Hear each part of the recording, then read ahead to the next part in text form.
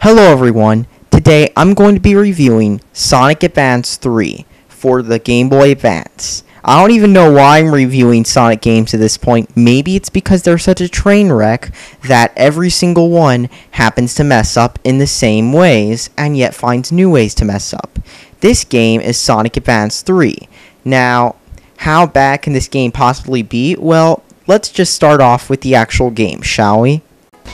So when you first start the game, well, you'll basically find out that you can pick all sorts of reskinned characters who play almost the same, just like in Sonic Advance 3.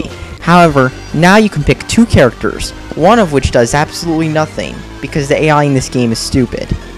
Anyways, the plot of this garbage game is that Dr. Eggman is planning to use the Chaos Emeralds and Sonic must stop them. Hasn't this plot been done so many times? It's like, I don't even know at this point. They've just been reusing the same plot for who knows how long, and it's old. And the same applies to other games which use similar variations of this reskinned plot, not just Sonic. This is annoying.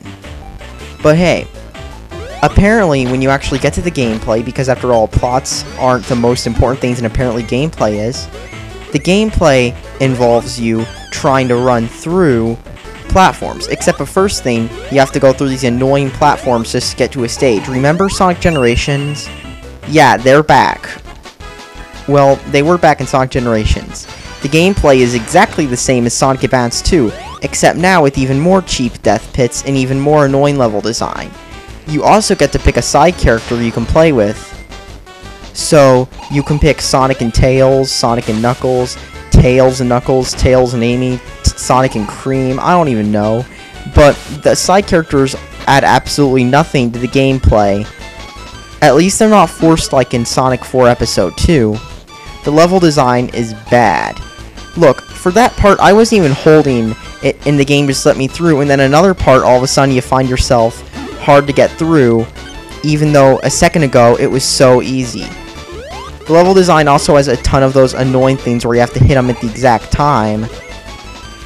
The level design is just, well, Dimps-tacular. This game was made by Dimps after all. And of course, there are so many death pits in the stages. I mean, this is the first one, so they're not as visible, but later on, there are so many death pits. Anyone could easily get pissed off and just take the game out and pop in a better game for the Game Boy Advance, like, you know, Final Fantasy VI. The graphics in the game, well, look exactly the same as Sonic Advance 2's. It runs on the same engine and reuses all the same assets.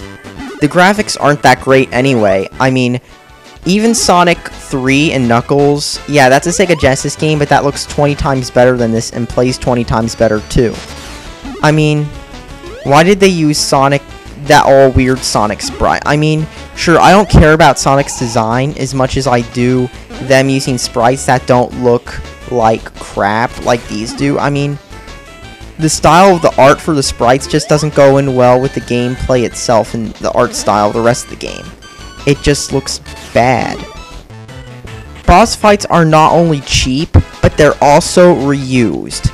This boss battle is almost identical to the Sonic 2 final boss battle, except it's extra cheap. The first part is easy enough. Just hit this really stupid robot, which looks like a copy and paste the design from Sonic Battle. I mean, it might even be the same one. I don't even pay that much attention to Sonic games, to be honest.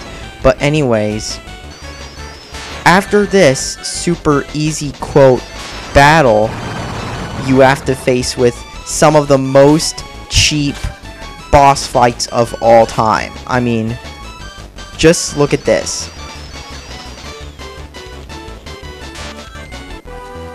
This boss is so cheap. You have to hit him at the exact right angle, or else you will get your rings lost. And that is all this boss is. I kid you not, just him hitting back and forth with crappy collision detection. Half the time, your AI sidekick doesn't even do anything either. He just stands there getting hit or just standing around like right now. Just look at that amazing AI. Look, he just ran into him. That is amazing AI. And did I mention after a few hits, the rings just fly into the floor? So you can't just pick up rings either. So yeah. See, that is amazing collision detection, people. This is how every video game should be. Every video game should have collision detection this bad. Alright, I'm just kidding around. Who am I kidding? This game is bad. I mean, you don't even need to play much of this game to realize it's a piece of trash game. Save your money and go buy a better GBA game. Buy like Pokemon Ruby Sapphire, Final Fantasy VI, Final Fantasy Tactics Advance, or any of the many better GBA games. Your wallet will thank you, and so will your sanity. I just can't say much more about this game. This game is just a reskin of Sonic Advance 2 with a gimmick thrown in from Sonic Heroes and Episode 2 of Sonic 4. Wow. Sega, just... please, don't buy this game, alright? Save your money. That is all.